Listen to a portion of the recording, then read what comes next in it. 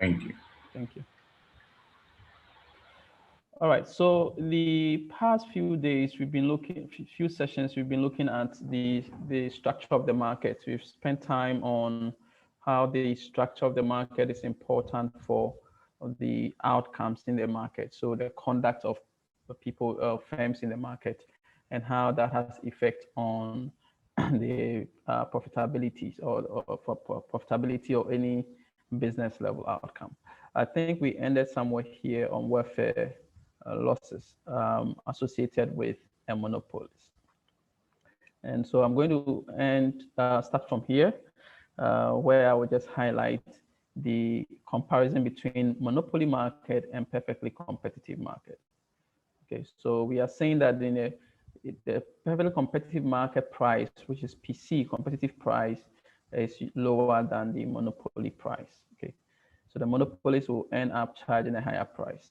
And I spent some time explaining the welfare loss associated with the monopolies. We said that the monopolies, if you are paying a price of PC, this whole area will be the consumer surplus for the consumer. But if you have a monopoly, the monopolies will take away this shaded area. So the consumer will just be left with the unshaded area here, which will be his remaining surplus. But this whole triangle here, EFB, will be a welfare loss to the economy. And I think I explained that already. All right, so in the above diagram, monopolies produces QM. The monopolies will produce a lower quantity and charge a higher price. Whilst if it was in a perfect competitive market, a lower price would be charged and more units will be produced. Okay. So in the above diagram, monopolies produces QM whilst competitive firm produces QC. Note that QC is higher than QM. So QC here is higher than QM. Okay. It can be lower quality produced by the monopoly, either lower quantity produced by the monopolies, or even lower quality and still charge you a higher price. Okay. The monopolist charges a higher price than a competitive firm, PM for monopoly and PC for competitive firm. Consumer surplus under perfect competition is higher than that of under the other case. So the consumer surplus under perfect competition will be this whole area here. A, P, C, B, this whole large triangle will be the consumer surplus under competitive market. And so consumer surplus is APCB. Okay. Consumer surplus under monopoly market will just be the small triangle that they are left here. The small triangle left, APME. This will be the consumer surplus under monopoly. So when you have a monopoly in the market, consumers have a smaller surplus than if you had a lot of firms producing the output. So that is the general representation of this. And the perfect competitive market is consumer surplus will be A, B, C. But under monopoly market, the monopolist will take away A for himself. So consumer will be left with only B. And we are saying that C goes to welfare losses. Okay. You have a monopoly water supplier, the pipes are broken for months and it's not fixed. The gains are not going to anybody. It's not going to the firm. It's not going to the consumer. It just disappears in the economy. Okay? It can also be associated with corruption. You cannot identify who gains from this. Okay, so that is why as economists, because of the huge welfare losses associated with the monopolies, you prefer competitive markets. Okay. Okay, so let me just step back, go through the last slide that we ended on. The welfare loss associated with the monopoly therefore falls in four main categories.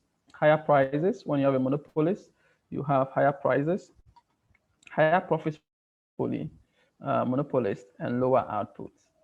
You also have consumer loss of consumer surplus, higher production costs, because if they are inefficient, high production costs, they can still pass it on to consumers. And then loss of consumer choice. So you have loss of consumer surplus, surplus is taken away, and then in addition you have loss of consumer choice. Okay, so that is the key aspect or summary when it comes to monopoly. How do we measures of market power? Okay. Have we done this already? Can't. Let me just be sure. Acting class rep. No, sir. Okay, okay. All right. Measures of market power. There are a number of indicators or indices that are used to compute the power that some firms have in the market. Okay, so we talk about the Lena Index, the cross price elasticity of demand, the concentration ratios, and then the HHI.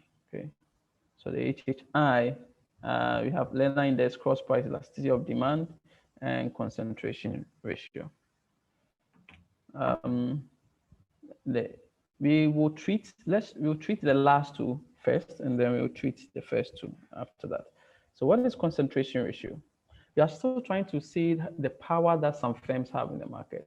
So if you take the top 3 firms, the top 4 firms, what percentage of the total sales in that market are they controlling? If you take MTN and Vodafone, what percentage of the sales in the telecom industry are they controlling? Okay, so we are defining a 4-firm concentration ratio. And we are saying that the 4-firm concentration ratio is the sum of the market shares of the top 4 firms in the defined industry. Okay, in the defined industry, that is it. Let S denote sales from the sum of the market shares. So we are summing the market shares of the top 4 firms in the industry. We are denoting let SI denote sales from firm I. So firm 1 sales is denoted by S1 or SI. And ST denotes total industry sales. Okay. So in effect, what you can do is to calculate the weight of an industry, of a firm in the industry. How big are they in the industry? In terms of what is the percentage, what share of the total industry sales do they control? Okay. So we are calculating their weight, the weight of the top 4 firms, with 1, with 2, with 3, plus with 4. Okay. And how do we calculate the weight? The weight is the total sales by firm 1 divided by the sales by firm 1 divided by the total industry sales. So SI divided by ST will give us firm 1's weight. Okay. And you can do the sales by firm 2, S2 divided by ST will give you weight 2. Okay. So that gives you the weight, how big they are.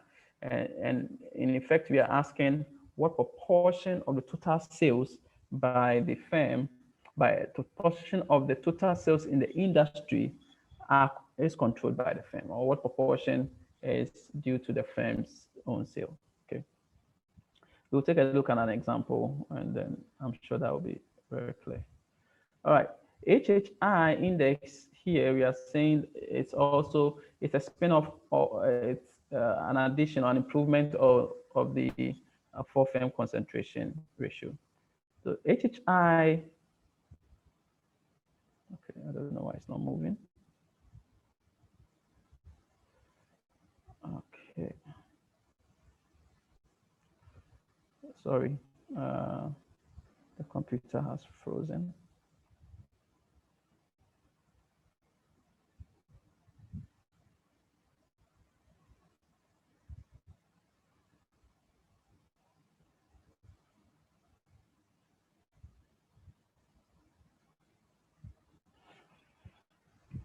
Okay.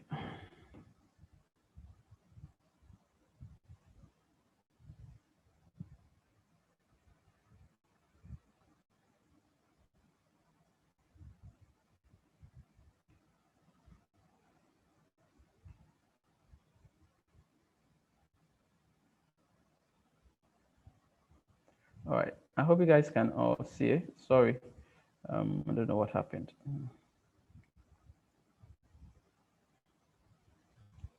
All right, can you, yes, I hope you guys can hear me. Yes, sir, we can hear you.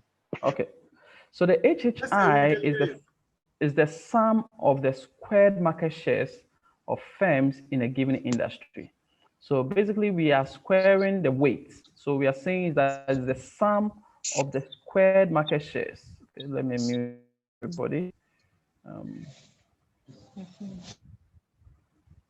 is the sum of the squared market shares of firms in a given industry, meaning you W1 raised the power 2, W2 raised the power 2, multiplied by 10,000. That gives you the HHI. So the HHI here is saying HHI equals 10,000 times the sum, okay, is the sum of the squared market share. So the sum of the weight raised to the power 2, okay, the summation of that, where the weight is still defined as WI over T, okay? So the share, the firm's own share in the total sales of the industry, and that gives you the weight, and you raise the weight to the power 2, and then you sum that up, okay? So the generic equation is saying HHI equals to 10,000 times WI raised the power 2. I'll show you the implications in a jiffy. All right, so it takes the four-firm concentration ratio and then converts it to the HHI. So let's take an example. Keep in mind the C4, the four-firm concentration ratio, how we calculate it, and then we will use that for this example. All right, so there are 5 banks. This is an example. You can take a pen and a paper and just write something out. There are 5 banks competing in a local market. Each of the 5 banks have a 20% market share, okay? 20% market share. What is the four-firm concentration ratio? Okay. What is the four-firm concentration ratio?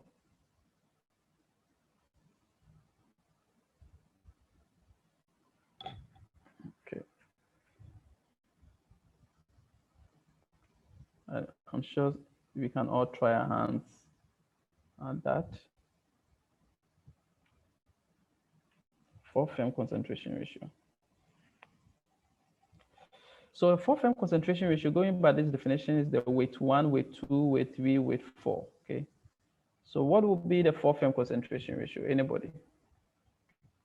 I think I made a mistake by scrolling through it. But anybody else? 0.8, okay. Those who have eyes saw it. Okay, so the four-firm concentration ratio will be the weight for firm 1. The weight for firm 1, we are saying that there are 5 banks operating in a local market. Each of the 5 banks have a 20% share. So their weight is 0.2, 20%, okay? So this is a very straightforward question. You are not asked to calculate. You're not given each bank's total sales or revenues and the industry. You have been given their outright percentages, okay? So each of the 5 banks has a 20% market share. The four-firm concentration ratio, therefore, will be 0.2, 0.2, 0.2, 0.2. So the top 4 firms control 80% of the market.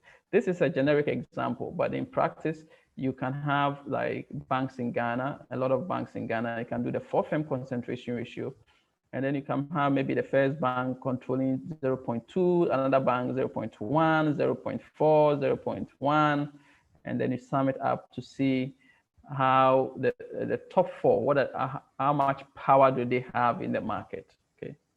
If there are a lot of banks, like many banks in Ghana, you do the 4 firms, you find that the 4 firms will be very small. Like the top 4 firms are controlling, say, less than 10%. It means that the top 4 firms do not have so much power in the market, okay? So it gives you a sense of the power that some firms, monopoly power that, or some market power that some firms have in the industry, okay? I don't know why computer is freezing so much today. All right, HHI can be calculated as this. We are saying that the HHI is the summation. If you keep it in mind, we are saying 10,000 times the summation of the weights raised to the power 2, okay?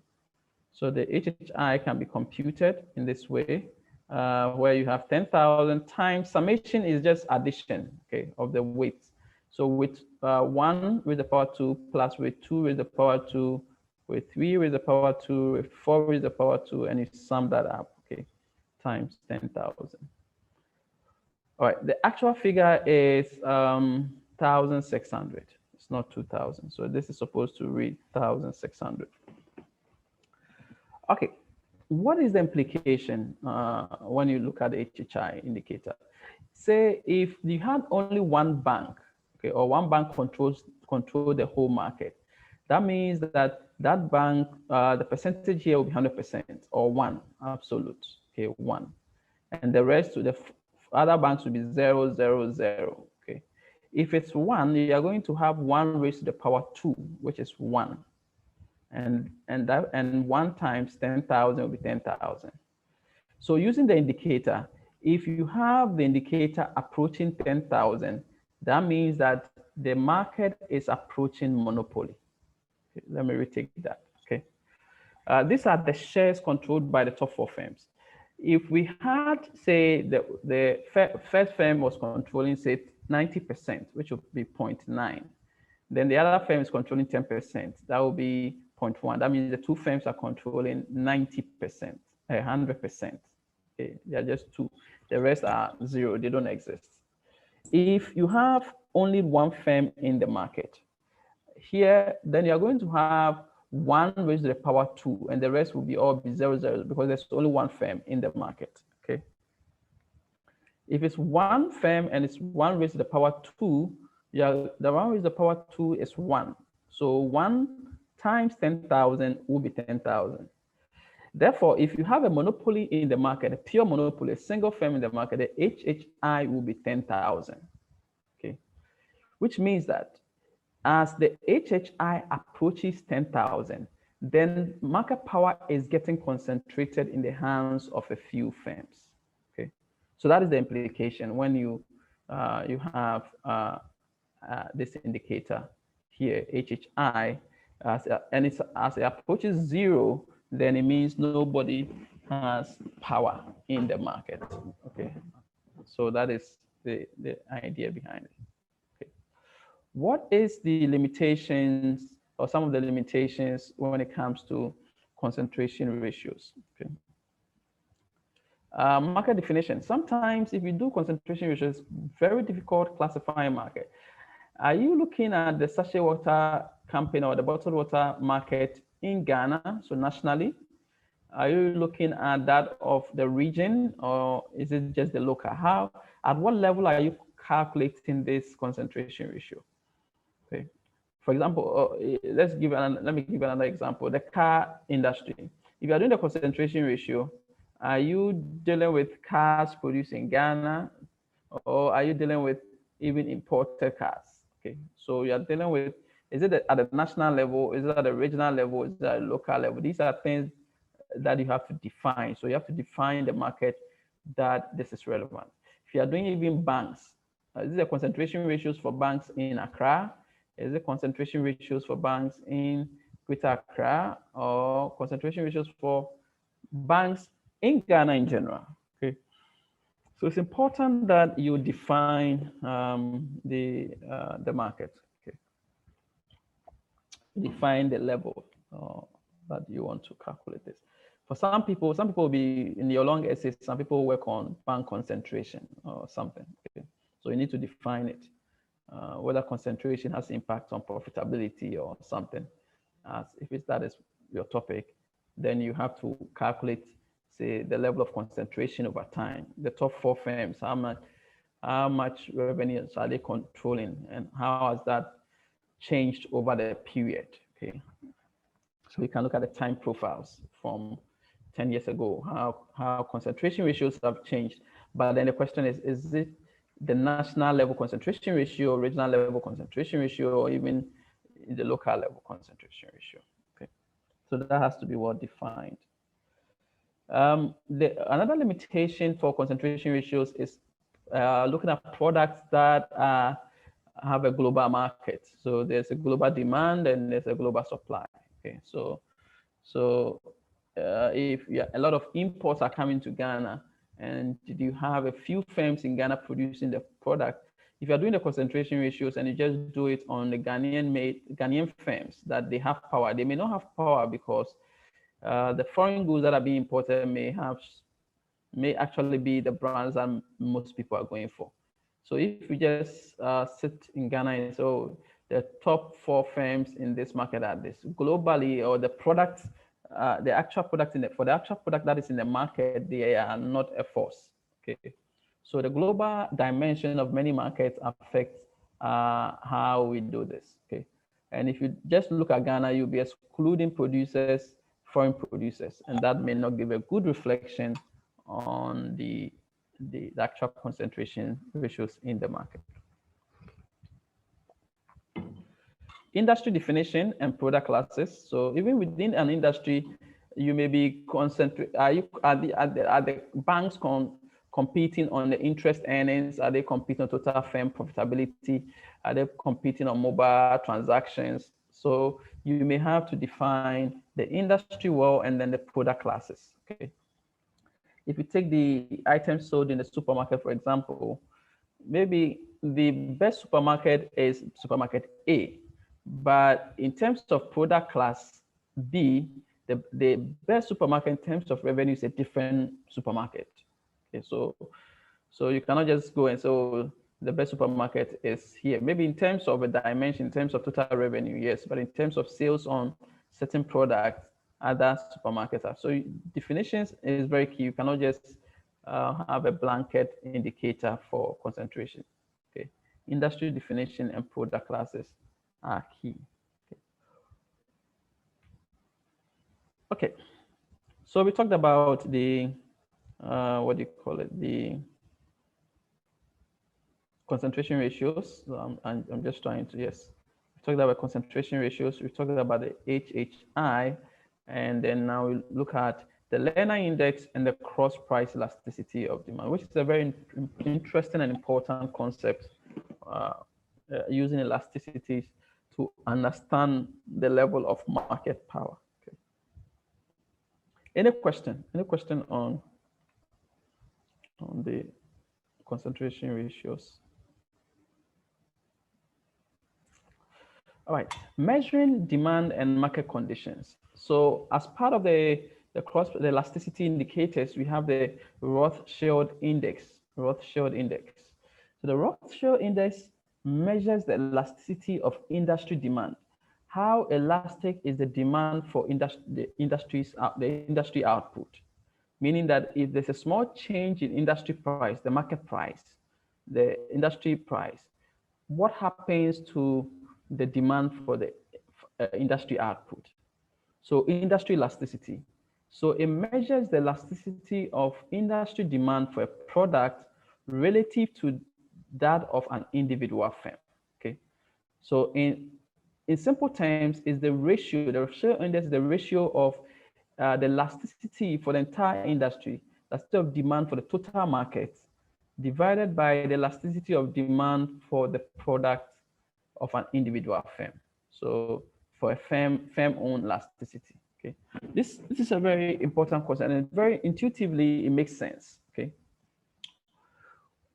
we are saying that the elasticity for an industry, what you should think of is the elasticity for a firm is saying that if one firm in the industry changes the price, okay, what happens to the demand for that firm's output? Okay, so if one firm changes the price, what happens to the elasticity for that firm? That elasticity for the firm level, the firm's own elasticity, okay, elasticity of demand for the product of an individual firm. And what happens when the entire industry changes its price? What happens to the demand for the total market? Okay.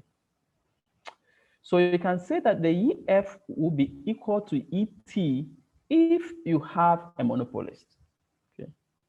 Let me restate that. EF, the firm elasticity, the elasticity of demand for a firm's product will be equal to the total market elasticity if you have a pure monopoly.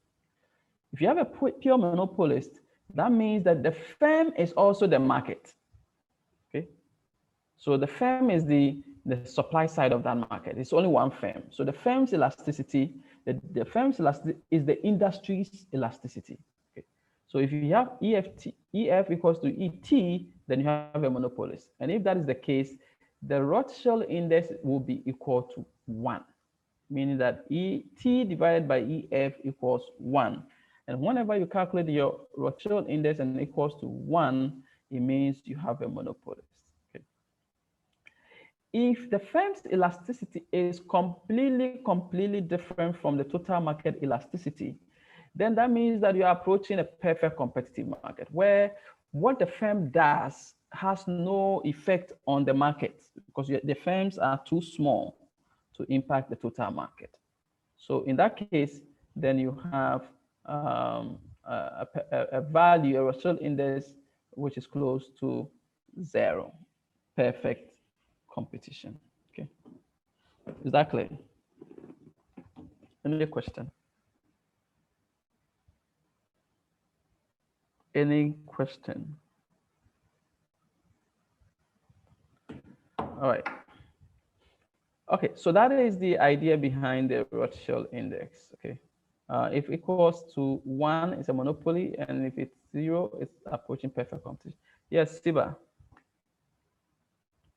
We have a case of negative. Now when we have what does it imply? Come again. Come again, please. I say, can you have an index of negative? And when we have, what is the implication? If not, if yes, what is the implication? No, you will not. In this case, you wouldn't have a negative because the elasticity, they are all demand, right? So they are all demand, and you can, for a normal good, the elasticity for a firm will be negative anyways, right? So higher price, lower quantity demanded. So if you remember the elasticity section that we spent some time on, it's negative.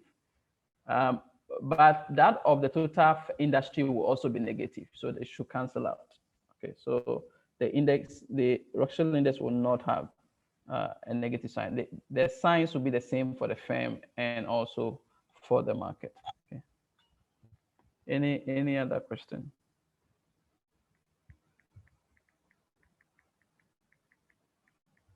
Any other question? Yeah. Please.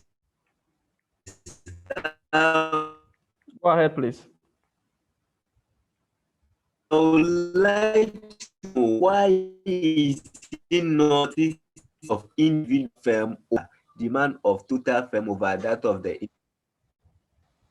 Come again. Who is speaking? I didn't get the person. Yeah, Timo. Beneza, I can hardly hear you.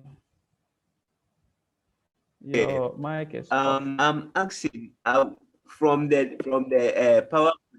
Yes, please. Yeah. From the PowerPoint, we can see R to be equal to ETF, where the Yes. ET represent that of the total market and EF that of the individual firm. And I'm asking why is it Yes. not the other way, whereby it should be the individual firm over total firm, but rather total firm over. How do I respond to that? Rockshaw, I have to talk to Rockshaw. But even if you reverse it, it's the same. Okay, if you reverse it, it will be EF over ET, and it's the same thing. If EF equals to ET, it will be given, that will give you the index. It's basically saying that the key idea is whether the firm, the demand, the elasticity facing the firm is the same as the elasticity facing the industry. And then the reference is the total industry. The question is, can a firm impact the total market demand? Okay. If the firm has a lot of power to influence the total market, then that means that the firm is approaching a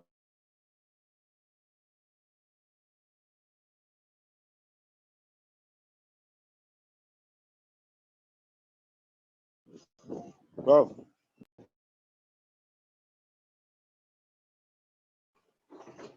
I want to find out whether if it's more than one, as we can more than one, and when it's more than one, what market or what implication does it have?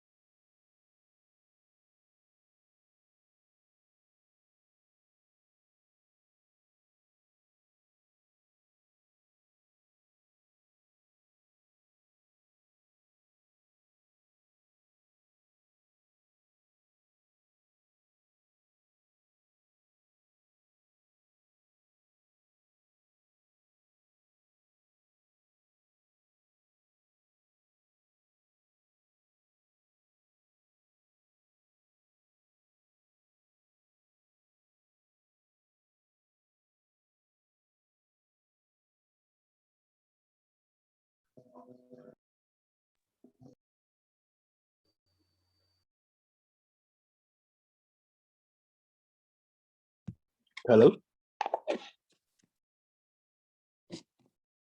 Hello? Is it me or the lecture has gone off? Hey, Sadiq, he's gone off. I mean, I have to check. I mean, You relax. okay. We can hear you. He's gone. He's gone off. Okay. And Charlie, I can't do it. Oh, yeah, don't ask. He will say it himself. Bye-bye. I can't 3 weeks into it. But he said you communicate to us. And you're only online, and you're moving forward now. Yeah, okay, Casta, bye-bye. I'm in for Jack a current country. But where's the matches?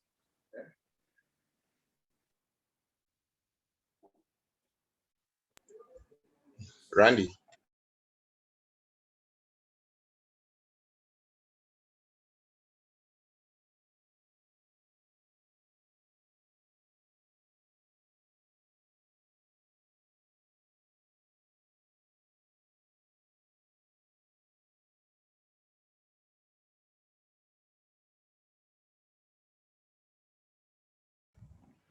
All right, so sorry for that. I had to restart the whole computer. Okay. Yeah, that's the problem when you are doing too many things on the computer. All right, so we've talked about the concentration, industry concentration, the 4-firm concentration ratio. We talked about the HHI, and then we ended on the Rothschild index, where we compared the elasticity for the firm demand to that of the total industry, the entire industry. And the last indicator that we will look at is the Lena Index. And the Lena Index, if you look at the equation very well, the Lena Index equals P minus MC, okay, over P, okay. So it's price minus marginal cost. So you can already see, even before we go into the details, that if you are in a perfectly competitive market where price equals to marginal cost, then P minus C will be 0. So in a perfect competitive market, P equals to marginal cost. So if you have that case, then the Lena Index equals to 0. So from the Lena Index perspective, if you have an L equals to 0, then you are in a perfectly competitive market. Because in a perfect competitive market, price will be equal to marginal cost, right? But if you are in a monopoly market, the monopolist will overcharge the marginal costs, right? The monopolist, the price will be far higher than the marginal cost. The monopolist is, if we had a monopoly in the sachet water or bottled water sector, maybe the marginal cost for producing a bottle of water is 50 pesos, but they will sell it at 10 Ghana. So the gap between price and marginal cost will be huge for a monopolist. while the gap between price and marginal cost will be smaller for a perfectly competitive firm. Okay, so you can already look at this. Okay. So let me go through the text.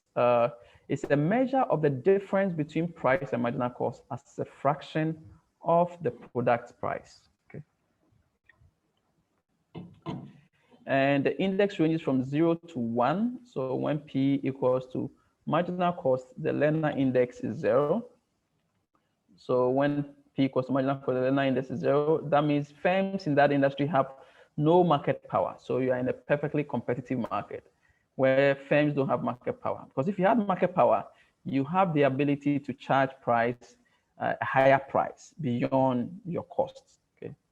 A Lena index, which is closer to 1, indicates price competition, relatively weak price competition.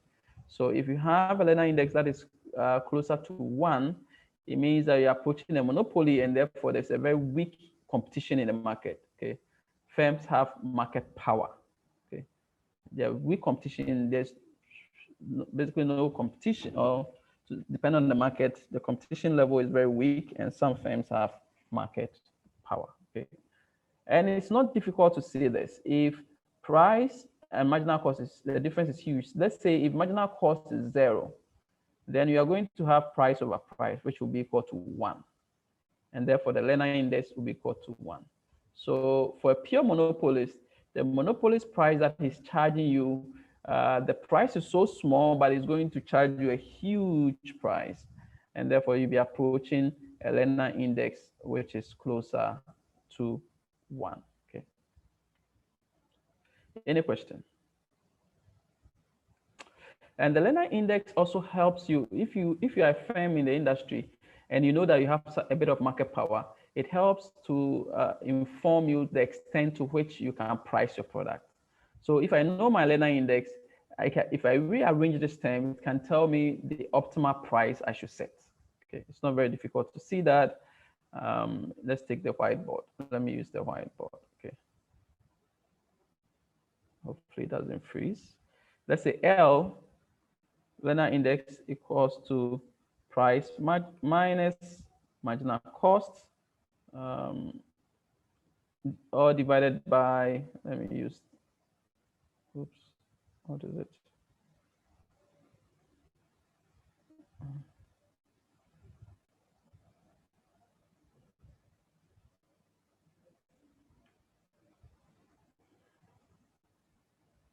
I have no clue what is going on.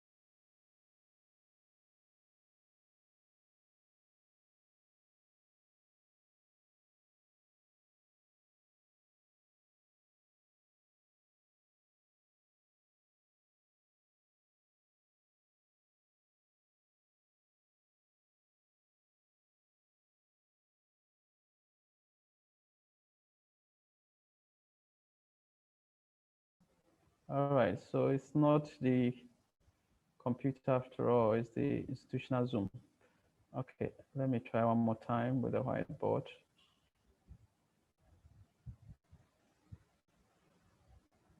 So price equals Lena index equals price minus marginal cost, or divided by marginal price,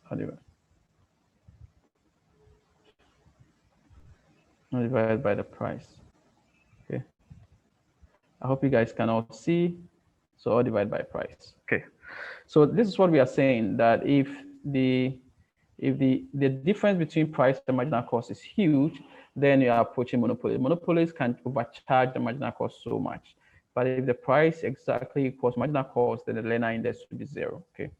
And I'm saying that this equation is also a very powerful tool for pricing. If you're a firm and you know that you have a bit of market power, given the extent of your market power, you can decide to what extent should you overcharge the marginal cost. Okay, so we can rearrange this equation by making price a subject. Okay, how do we make the price a subject? We multiply both sides by P. That will give us price minus marginal cost. Okay, so this is what we'll get. And then you can make marginal cost the subject. So let me do that instead. So you move marginal cost to the left side, it becomes plus, and then you move minus LP to the other side. So P minus LP. Okay. So you are just moving minus LP to the other side to become minus. Okay. This will give us MC equals to, since P is common to both sides, we can factor P out. That will give us 1 minus L. Okay. So that is simply P times 1 is P, and P times minus L is minus PL, minus LP. Okay. So that is the same thing. So from here, we can make price a subject. You have to divide both sides by what is in the bracket. So that will cancel this. You are going to get P equals to marginal cost divided by, okay, divided by 1 over L. Okay, divided by 1 over L.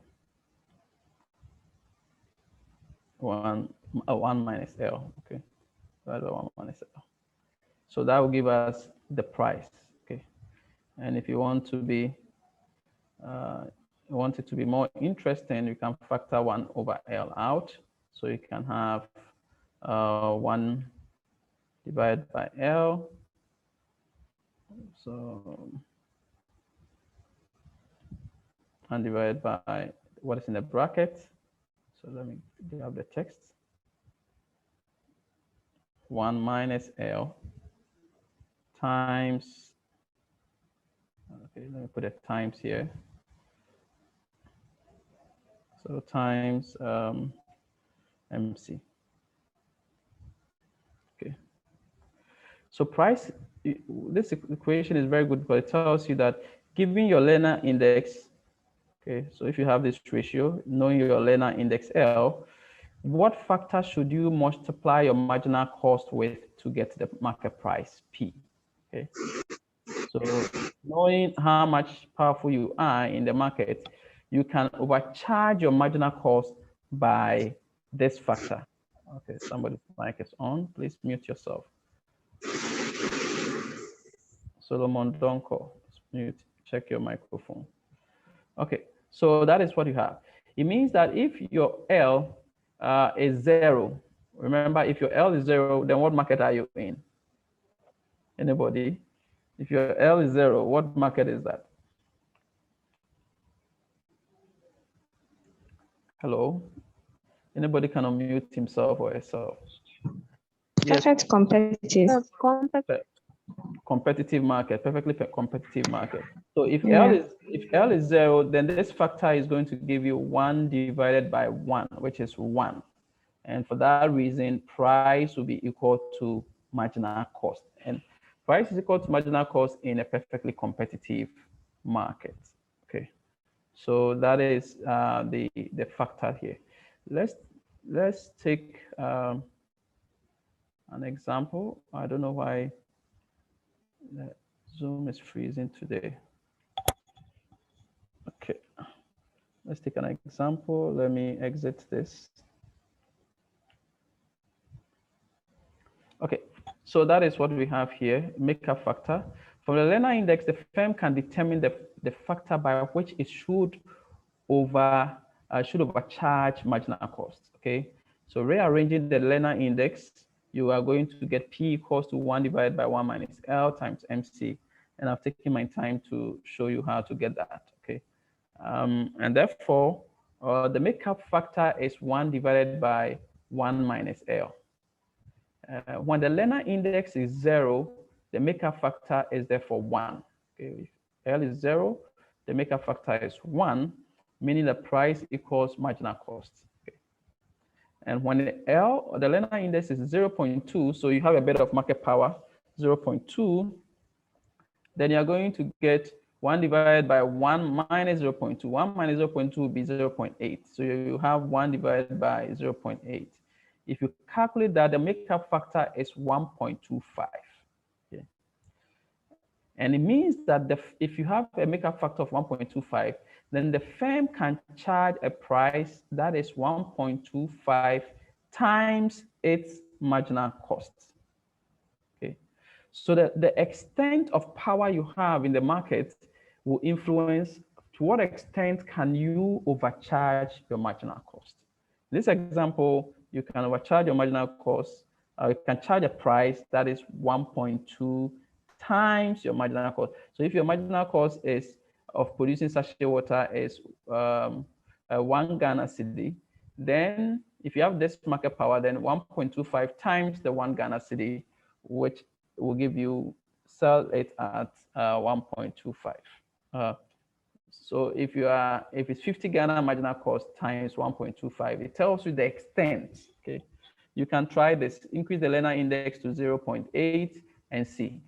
If you have a lot of power, 0.8, then you can charge more.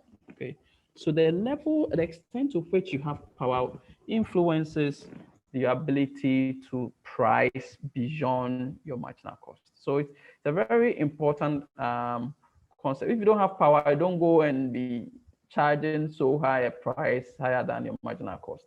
If your Lena index is 0, you should be charging close to your marginal cost because you don't have power. If you begin to increase the price beyond the marginal cost, you have competitors, and we all buy from your competitors. Okay, so that is the idea behind the monopoly, having a bit of market power. Any question? Any question?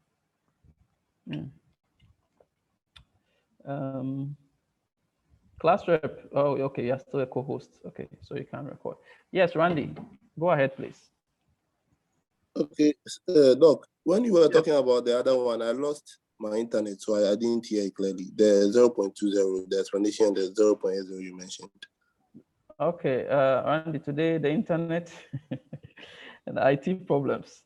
Okay, I'm saying that I think you mean the Lena index equal to 0.2, right? That is the case? Yeah, yes, sir. All right. So the Lena index equal to 0, from this equation, this is your main equation, price equals to the makeup factor here, which is 1 over 1 minus L times the marginal cost. And I'm saying that the makeup factor tells you the extent to which you can overcharge your marginal cost, or you can go beyond your marginal cost in terms of setting the price. And if you have a Lena index, and I ask the question, what if the Lena index equals to 0, what does that mean? Or what market is that? And somebody answered, Melissa also said it's a competitive market. Okay, so when L equals to 0, the denominator will be 1 minus 0, which is 1. And that will give us 1 over 1. And 1 over 1 is 1 times marginal cost is marginal cost. So if L equals to 0, price equals marginal cost. And that is why we are saying it's in a competitive market. When L equals to 0.20, it means that you have a little bit of power. It is not so much power, but a little bit of power. And with that power that you have, it tells you to what extent to which you can increase your price beyond your marginal cost. So we plug this 0.2 into this equation, we will get 1 divided by 1 minus 0.2. And I'm saying that the denominator 1 minus 0.2 will be 0.8. So the makeup factor is going to be 1 divided by 0.8. Okay. And that whole ratio will give you a makeup factor of 1.25. And I'm saying that with a makeup factor of 1.25, it's like you multiply your marginal cost by the makeup factor of 1.25. And the implication is that the firm charges a price that is 1.25 times its marginal cost. Okay. And I think at the end of that, I mentioned that if you can try it on your own, you can change the makeup factor and see how that will change. You can change the Lena index and see how that will change the makeup factor, and therefore how that will change the optimal price you should set. So if you have a if you have a Lena index of 0.8, which is really high, close to 1, it will give you a case where you will have 1 divided by 1 minus a Lena index. And if the Lena index is 0.8, the denominator will be 1 minus 0.8, which will be 0.2. 1 divided by 0.2 is a high figure. Okay, it's higher than 1.25. It means that if you have a lot of power in the market in terms of Lena index, then you can charge beyond your marginal cost. Your price can be way higher than your marginal cost by that makeup factor. Okay. So that is what I said about the Lena index being 0.2 or 0.8, the implications of that for market price. Okay. I hope that is clear, Randy. Yes, Doc. Very clear. Thank you. All right, so let me touch on the last market that we've described the general aspect of that market, but let me go a little bit into the details, and then we can end the session on market structures. Condition for monopolistic competitive market. If you remember, this market is closer to a competitive market. There's a large number of firms competing in the market, and because they are a large number, each firm has an insignificant small share of the market, but each firm has the same or very similar cost of production. There is free entry and free exits. The key difference between the perfectly competitive market and a monopolistic competitive market is that the firms produce and sell goods or services which are similar, and hence they are substitutes for each other, but they are not identical. Okay. In a perfectly competitive market, anti-amashed tomatoes and anti-acosius tomatoes, there are no difference. Okay, there are no differences in that. Okay, so they are identical. In a monopolistic competition, they are similar, but they are not the same. Okay, it's not identical.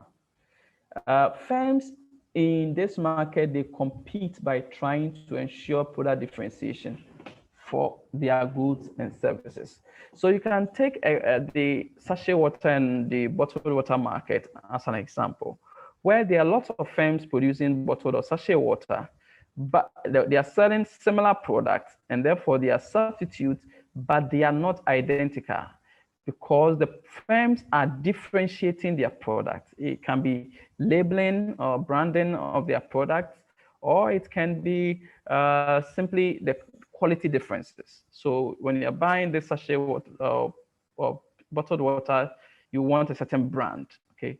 So you can already tell that so far, this is the only market that we have talked about where branding is key, because there are a lot of brands in the market. So if you don't position your brand very well, you'll be out of the market in no time. Okay. All right. In a perfectly competitive market, there is no need to brand. Okay. But in a monopolistic competitive market, there is the need to make sure that your product is different from that of others. Okay. All right, price and output decision in a monopolistic competitive market. Let me give you some maybe an anchor for you to be able to understand this any day, or for you to be able to go through it when you are studying it. Okay, just look at the name. Okay, keep in mind the name. Here you have the monopolistic competition. Okay, so in effect, you are operating in a competitive market, but on your own product like Vortec or Awake, you are acting like a monopoly. So you are a monopoly on your Vortec product or Awake product, but you are operating in a competition with other brands. So you are not like a pure monopoly where it's just you.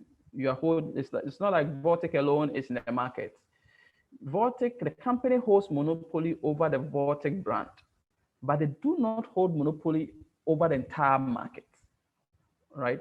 Whilst in a pure monopoly setting, they hold monopoly over their own brand, and their brand is the only brand in the market.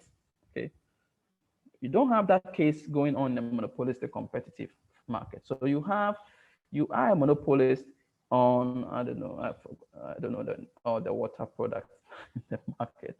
I know Awake, I know Vortex. There's one that I also am aware of. The name has escaped me. So you hold monopoly. I'm not marketing any product. You hold monopoly over your brand, but your brand is in itself competing with so many other brands. Therefore, your ability to increase price beyond the marginal cost, like what you would have done in a monopoly setting, is restricted. Because even though you hold monopoly over your own brand, if you increase it so much, we will move to other brands. So it makes this market very interesting. It means that pricing decisions are very key. If you miscalculate your price, we all move to the other brands. So that is the case here. Okay. Yes, Melissa. Let me take Melissa and then I come to Randy. Yeah, Doc, please, I want to ask a question. Go Can ahead. you say that cars, the brand of cars, can be categorized as a monopolistic product? Let's Because we analyze have it. Benz, we have Honda, we have Bentley, we have Tesla, we have, like numerous, and they serve different purposes. They all have their own branding. Though they serve the purpose of conveying people, but they are different in their own sense. If you and I agree that there's a large number of firms or a large number of brands in the market, the firms have the same or very similar cost of production. In many cases, that is the case. I don't know. If you work in a car company, you realize that in fact, that is not the factory that is producing the Toyota parts is the same factory that is producing the Mercedes parts. It's just that if you enter the warehouse, there is a Toyota lane section and then there's a Mercedes section. In fact, you see that it's just that Toyota will give the company the specification, okay, and then they will bring the parts. So maybe the cost could be similar. I don't know. I'm sure the Mercedes and the Maybachs have higher production costs. Is there free entry into the market and exits? I don't know. I don't think so. I don't think it's free entry. I don't think I can get up easily and go and set up one. I can do that for sachet water, I think, but I cannot do that for cars. But some of the characteristics are overlapping here because they are also brands. And because of that, it's more like oligopoly than monopolistic, where you have a few, there are not so many anyways. And in that case, because if you come to the last part here, firms compete by trying to ensure they do that. They are identical. Trust me, I know people in this country who say that Honda is not the same as Toyota or Honda or Volkswagen or like all that. Okay. So Mercedes, how can you say Toyota is the same as Mercedes? Okay, so Doc, please, are you saying that cars can be categorized as an oligopoly? For Ghana, even for Ghana, we have few producers, right? So you are looking at the importing side where there are a lot of them. But for the car manufacturing in Ghana, we don't have a lot of firms. So in that case, it will be close to a monopoly or close to an oligopoly. But if you look at the importing of cars, maybe then you're approaching monopolistic, where there are a lot of second-hand cars. So if on the second-hand market, yes, you can have close to monopolistic competition in that market. But on the production side, I don't know. Maybe I'm not current, but I don't think we have more than 3 companies producing cars in Ghana. I may be wrong. I'm sure somebody has a better response. Let's take Nathan, and then we take Randy. Sir, please, do you mean that okay. monopolistic competition. It exhibits fairly monopoly and perfect competitive partly, like you mean it exhibits some of the characteristics. Yeah, yeah, Perfect competitive and yeah. monopoly. Yeah, so that's what I was explaining some few minutes ago, that it's like you hold monopoly over your brand, but you don't hold monopoly over the market. Okay. Whilst in the monopoly market, you hold monopoly over your brand, but your brand is also the market. So you hold monopoly over the market. So here, because you don't hold monopoly over the market, your ability to overcharge marginal cost is limited. So part of the characteristics, if you look at the characteristics of perfectly competitive market, there also there's large number of firms. Each firm has similar or very close to the same cost of production. In a perfect competitive market, is free entry and it's free exit also. Just like this, they are the same.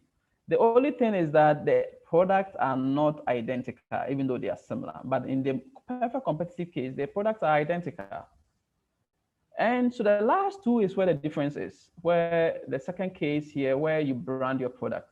But in the perfect competitive market, you will not go and say X is good for your health. People should eat X and they'll come and buy it from you, unless you can brand it, unless you can move the product from a perfectly competitive market to a monopoly market, then you can brand and advertise your own eggs or your own tomatoes.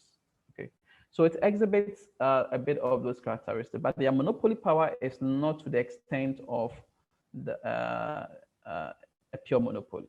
Okay. Let me give maybe a last scenario and then we can move on.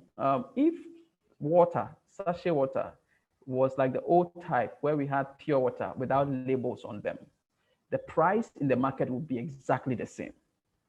The old one, I don't know whether you guys remember, the old one that they twist.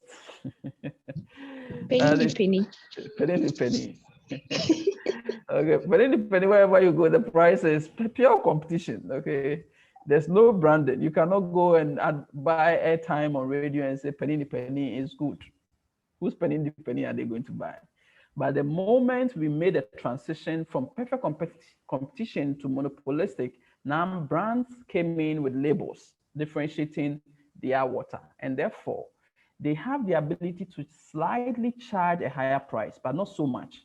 Okay, Vortic, what's the name of the Awake? There's other brands.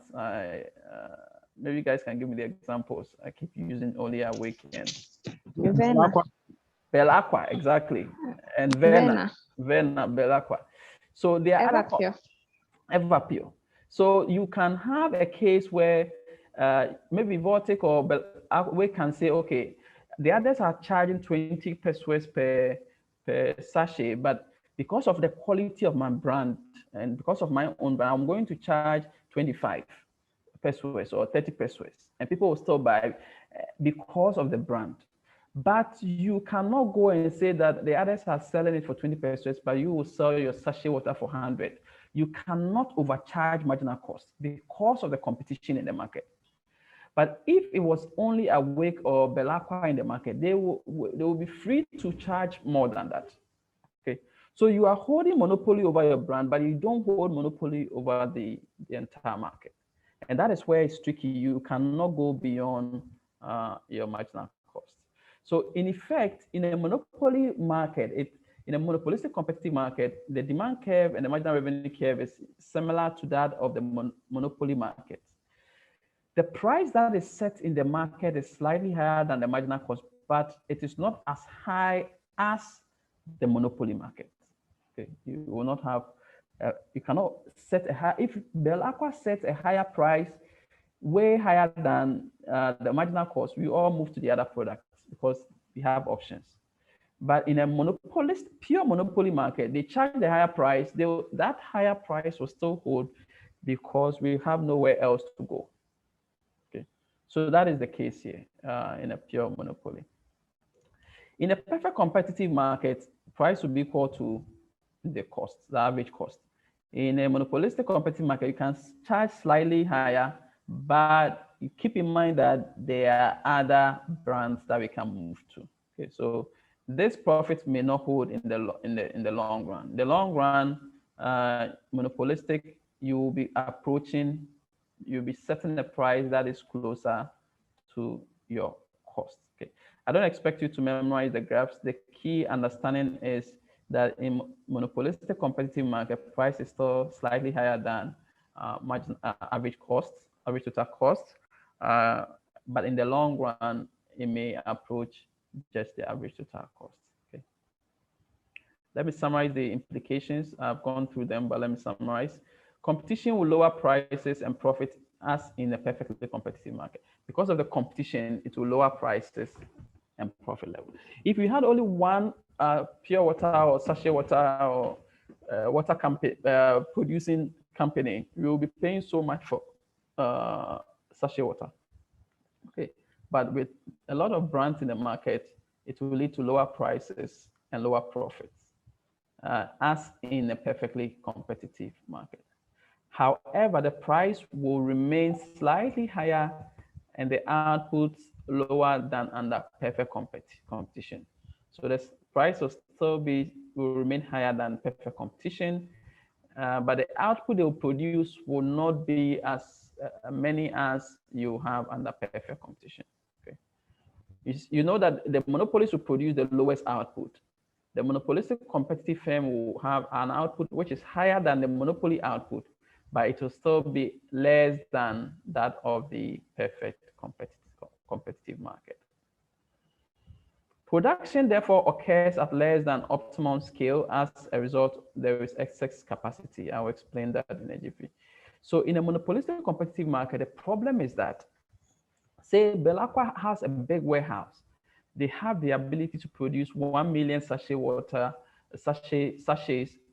a week. But they are not alone in the market. So they are just doing 10,000 depending on the demand for their products. Okay, so they have excess capacity. You cannot overproduce. You have to look at what others are also doing in the market. So when you have a lot of brands in the market, firms are operating at less than capacity. They have a big warehouse, or their machine, the machine they purchase for bottled water can produce a lot, but they cannot afford to produce a lot because the market is very competitive. And if you produce the water and put it down for a long time, you will lose money because of the smell and other things that will come to the market that will affect the quality of the water. So in practice, market that approximate to monopolistically competitive model, they tend to be associated with branding, so non-price competition. You cannot compete on price because people can easily move to other products.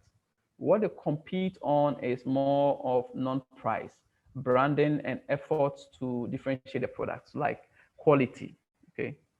You can't increase the price so much, but you can give, somebody was telling me in my executive MBA class that even the water, they taste different. I don't know about that. People said the water tastes different. And in fact, somebody is saying that the pH is different. I'm like, really, you read all that? Yeah, people are very particular about that. Okay, so that is the case. That is what we have when you have a monopolistic competitive market. Yes, Randy, please come. Your hand has been up for a while. I think I missed you. Or it's from the old one.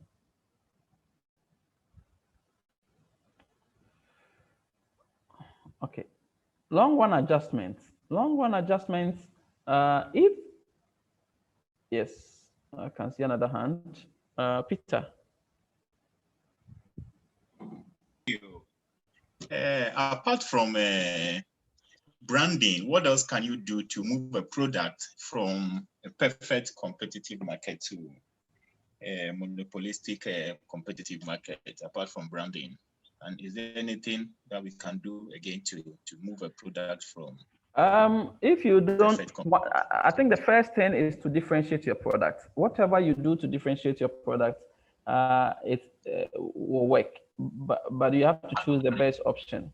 So I can also spend a lot of money on advertising, but you still have to put the labels on them so that when people go to the market, they can differentiate your product from others. Tomatoes can be in a perfect competitive market, but I can move it to a monopolistic market, right? Where I put my own labels and I advertise that my tomatoes is high quality, it's an organic. White people like these things, organic tomatoes, organic this. So you don't add fertilizer, chemicals and all that. So you can do things to differentiate your product, but at the end, you have to market the attributes of your product. Okay, so that is where we say it is associated with non-price competition. You're competing on things that are not price related, but attributes related. So you can improve your attributes and make your attributes salient to the consumer that if you buy this water, if you buy these tomatoes, these are the attributes of the tomatoes that what you get. Okay. And won't that affect the price of the product also? Yes, it will. If you are in a monopolistic competitive market, you can charge slightly higher than a competitive price, but not so much. So you advertising is expensive. So you charge a little bit to account for the advertising, but you don't have the freedom to charge as high as what a monopolist would have done. Yeah. Okay, thank you. You're welcome. Let me take what do you call it, Theophilus, and then we take Christian. Yes, go ahead. Please, can patenting be a factor for one to monopolize the market? Yes, I think on one of the slides I wrote about that. Copyrights, patents, government regulations, these are all things that give some firms monopoly power. So if you can patent it, nobody can come into the market. So it gives you a lot of market power. And then you can charge. There was a case, I think 2 years ago, when somebody came out with the HIV drug or something, and in the US, and the guy was charging like a pill close to $1,000 a pill. Wow. the guy was just like, if you don't have money, you die. You know, so they took him to the house. He was jailed, if I remember, because he was jailed because the money that he used for the research was public funds. But when he was selling the product, he sold the product at the monopoly price, okay, the highest. Okay, young guy, I think the guy is still in jail. You can Google it, overpricing of HIV drugs. I'm sure something will pop up. Okay, you can read. But he was really charging the price way above the price, and it's in Ghana you can't see it because a lot of the products there are no copyrights or there are weak copyrights over them, so people are producing all these things. In fact, there are certain medicines, if you're buying it in the US, it can be very costly, but the same medicine, almost the same quality in Europe or in Africa is cheap because the Europeans didn't give the patent for that. Americans will say, okay, you get a patent for 20 years. Nobody can develop a similar drug. So the guy will overcharge the whole economy for 10 years, become a billionaire before it becomes open to other people. So patent definitely can create monopoly power. Christian, Safo. Okay, Doc. I am following up to the branding question. Yes, please. Doc, is it true that the branding cause consumers to perceive differences that do not really exist? Okay, let me, Christian, hold on to that question. I'll come to the optimal advertising, and then we will discuss this branding. There are certain products you just buy because you've heard the advert so many times, you just buy, right? Even though the attributes that they are talking about is, let me tell you an example. There was one time that, this McDonald's and KFC people, when you see the flyer, right? The flyer looks really nice, right? But if you put the actual burger down and you look at the picture, I'm like, really, is that what I ordered? You see, so the picture, I'm sure they took like 100 shots to get the fine picture.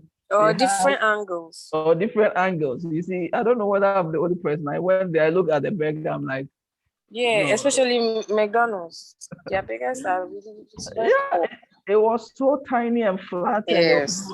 there was no The bread. tomatoes in it. I'm like, but there's tomatoes in the picture, Exactly. So yeah, Wow. it's going to answer your questions. Not everything that is advertised is what you really get. When Amazon started, that was a complaint. People buy things online, and when they come, especially like trousers and shirts, I'm like, wow. Like, so I'm still not a big fan of online purchases because of that early experience. Okay. So that is it. You see the nice picture online, you order the product, it comes in, and then you are like, if you had sewn it yourself, you would have done a better job. So yeah, so I agree with you. It's not all the things that they market is true, but then you lose the market for a long time, because if I have a bad consumer experience, I will not come back again. Okay, so for you running your own business, please make sure that what you advertise is what you sell. Okay, because reputation, you can make the money in the short term, and in the long term you don't have a business because people move away from you. Okay, all right, let me finish that link, try to get to advertising, and then I can open up the floor for more input. If the industry, in the long run adjustment, if the industry is truly monopolistic competitive, then there is free entry. And in this case, if your brand is doing well, if bottled water, sachet water companies are doing very well, and there is free entry, then if I have money sitting there doing nothing, I'll go and start a bottled water company because there's free entry. So in the long run, at this more firms will enter. So we say that in the long run, greedy capitalists will enter the market. People who have money, but they are not so sure what to do with the money. Once they see that you are making profit, okay, let me go to the graph.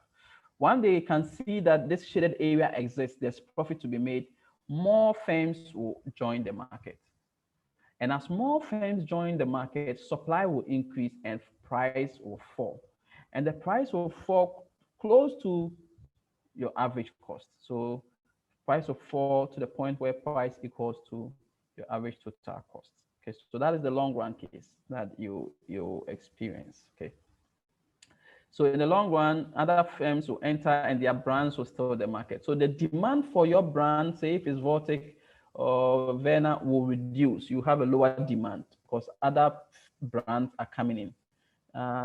One of the classes, EMB, they were giving me examples about tomato paste, new lot of brands coming in. So as more brands enter, your original demand will be shrinking. A demand for your product will be shrinking. So this reduces the demand for your product until profits are ultimately close to zero. Okay. All right. So this graph is not complex. Don't get scared. The black line here is your demand, okay, original demand. All we are saying is that as new brands come in, your demand will shift to the D1, from D to D1. Okay. And as it shifts to D1, you are forced to reduce price, or the whole industry price will fall, equating price to your average costs. Okay. So that is the only key thing that it should keep. Long run, monopolistic competitive market. In summary, monopolistic competition, it's good for us as consumers because we have a lot of variety, okay, in the market. There's sachet, there's plenty water companies. In fact, nowadays, if you go to neighborhoods, every neighborhood has its own water, the key, the main brand. Okay, so neighborhood specific brands. So the good to consumers is that there are varieties in the market. The bad to society is that the price is still slightly higher than marginal cost, okay, in the short run. And also the fact that there's excess capacity. Firms in this market have capacity, but they cannot produce, okay, to that capacity. The ugly part to managers is that they are making close to zero economic profit, because in the long run, their price just approximates to the average total cost of production. Okay. All right, here's where I wanted to get to before we end today's class. Optimal advertising decisions. You know that in this market you have to advertise, but there is an optimal level. Okay, there are under certain conditions you shouldn't waste a lot of money on advertising. Okay, so let me introduce that. Advertising is a prominent feature under monopolistic competitive markets. Okay. It may also be present in monopoly markets, especially if you're a monopoly firm, but you are the only firm coming, you are now coming in. Okay. Then you need to advertise for people to get to know your products. Okay. So it may also exist. In perfect competitive market, there is perfect information. So there is no need for advertising. We all know that if you want garden eggs, you go to Medina market, you get, okay, and the product is undifferentiated. Okay. So there's no need for a garden egg seller to be advertising on radio. Okay. All right. I'll spend money, let me put it that way, spend money on advertising. You can still scream in the market to try to differentiate your product. Okay. I've not been to the market for a while, but I remember people will be screaming. They are standing side by side, but they are screaming, I have tomatoes here, or I have this product here. It comes at zero financial cost. Advertising is one way for firms with market power to differentiate their product. If you have a little bit of market power, if Werner thinks they have a better brand and the quality of water is good, then they can advertise to solidify their brand, okay, or to even expand the loyalty towards their brand. So advertising is one way for firms with market power to differentiate their product. But the big question here is, how much should a firm spend on advertising? What is the optimal amount of advertising? We say apply the margins rule, okay? Marginal revenue, marginal products, the margins rule, okay? And here the margins rule says that advertise to the point where the additional revenue generated from advertising equals the additional cost of advertising. Okay.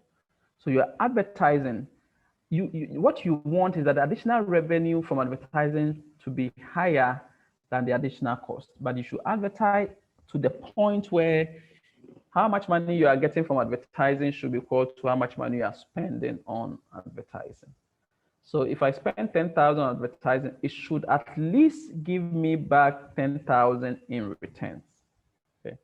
You can see, look at the data before advertising. How much money were you making from selling the product? Spending 5,000 on advertising, what is the additional revenue you've earned from advertising as a result of that spending advertising? Okay, so that is the margins rule. Okay. I'll formalize the margins rule, giving you a simple equation that helps to deal with this. Okay. We are saying that the firm optimal level of advertising should satisfy the following equation. A here is your advertising expenditure. Okay. TR is your total revenue. So basically, A over TR is the share of the total revenue that you spend on advertising. Okay. Share of the total revenue that you spend on advertising. What percentage of your total revenue is spent on advertising? What percentage is spent on advertising? And we are saying that this should equal EQA. EQA is the elasticity with respect to advertising. For certain products, if you spend, even if you spend so much money on advertising, it will have no effect on quantity. It will mean that in terms of elasticity, it is inelastic to advertising. Okay. So elasticity with respect to advertising is, if I spend 10 Ghana cedis on advertising, how many units, additional units is purchased because of advertising? Okay. So, and as I'm saying, some product you spend 1 Ghana cedi and lots of people will buy. That means it's highly elastic to advertising. Okay. And others, inelastic to advertising. EQP here is the own price elasticity of demand, where if you change price, what happens to quantity demanded? In fact, for certain products, instead of spending 100,000 Ghana cedis on advertising, if you reduce the price by 1 peso, moving it from 10 Ghana to 99, quantity demanded will increase rather than spending so much money on advertising. So here is the relative elasticities between advertising and own price, right? Should you use price to nudge higher demand for the product, or you should use advertising, because you can use price. You can reduce price and demand will increase. So if the product is price elastic, then you use price. If the product is advertising elastic, then you can use advertising, or both. But this equilibrium should hold, where the advertising to total revenue, the proportion of total revenue spent on advertising should at least equate the two elasticities. So in summary, we are saying that this condition says that the profit maximizing level of advertising occurs when advertising to sales ratio equals the ratio of the advertising elasticity of demand to the own price elasticity of demand. Okay. So as the CEO, as a manager, you should sit in your boardroom and be able to think about how elastic is demand for your product to changes in advertising, and how elastic is demand for your product to changes in prices. And then you use the optimal, you spend money to that point in terms of advertising, or you take some losses on the price side, but it corresponds to a higher output. Okay. Any question? Okay, let me try and end somewhere here. This is what in the long run you should see. Perfect competitive market, you are is the lowest price in the market, and the monopolistic competitive market is slightly higher. But in the long run, it will approximate to the average total cost. So here, at least in effect, if you are in a monopolistic competitive market, you are slightly better off than if you are in a perfectly competitive market. So the sachet water companies, they are in a better position than if they were in the, as somebody said, the penny market. Yeah, if you're in the penny market, you are going to be in a perfectly competitive market where wherever you go, the price is the same. But if you can brand it and advertise yours, then you can slightly charge. You can charge a slightly higher price. Any question? Any question? All right, I'm going to end today's class here. Yeah, let me check the chat room with somebody. Doc, please, can I kindly get your number? Is that a class rep? Priscilla? Please, I'm not a class rep. Okay. The class rep, I asked that you send me the email. You send me the email, your email address, so I can send you additional stuff. Yes. Sir, please, can I do it here? Or okay, do it. Let me write it down. Yes, there's a hand. Let me try to answer some questions. Yes, Theophilus. There it was previous. Okay. All right. Peter. Yeah, thank you. I would like to know, is fuel yes. Is it a perfect competitive commodity, a monopolistic commodity? That is why the government uses it as the easiest way of raising revenue through taxing it, because they continue to tax the fuel and we continue to buy, and they keep taxing it. I want to know where it belongs actually and why they keep doing it and we still continue to consume it. Thank you. So fuel as a commodity, not the firms that are selling it. So fuel as a commodity is a necessity. Okay. So the necessity, it's more linked to the elasticities, right? So the demand for fuel is quite inelastic to some extent. If they increase price marginally, you will still buy the same amount. Like maybe you do what I do. When they increase price and it's so significant, then I cut down on my driving. Like, certain funerals I will not attend. I will send mobile money. But after one or two mobile money issue, and then if the people in your family begin to complain that you are applying economics everywhere, you begin to change your ways. So you come back to the same square one where you are spending so much on it. So it's a necessity. You cannot do without it. And that is why, irrespective of the price, you are still buying the same amount. And therefore, if you post a higher tariff on it, people will still buy the same. It's a necessity. Even food. We just complain. Electricity, we complain. Okay. When prices goes up, when people leave the light on in your house, you scream. Come on, who left the light on? But after a week or two, you are back to square one. So yeah, those are some of the. It's more linked to not to the firms in the market. It's linked to the nature of the product. Okay. All right. Let me take somebody else. I saw a few. Thank you. Christian. Yes, Christian. Okay. So talking about advertisements, is it advisable that firms that sells higher differentiated consumer goods to spend between 10-20% on advertisements? I will not know. It depends on the market. Certain markets, you can't live without advertising. A student was explaining the alcoholic beverage market to me. I don't know. Apparently, the advertising there is intense after 8. So if you are not careful, the companies in that market will waste all their profit on advertising.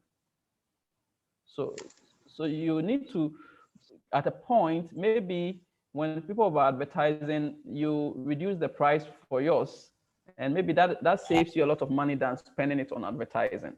So when people go to the bar, they ask oh, this is 50, but this is 30, but then your preference for a product is also linked to your income, right?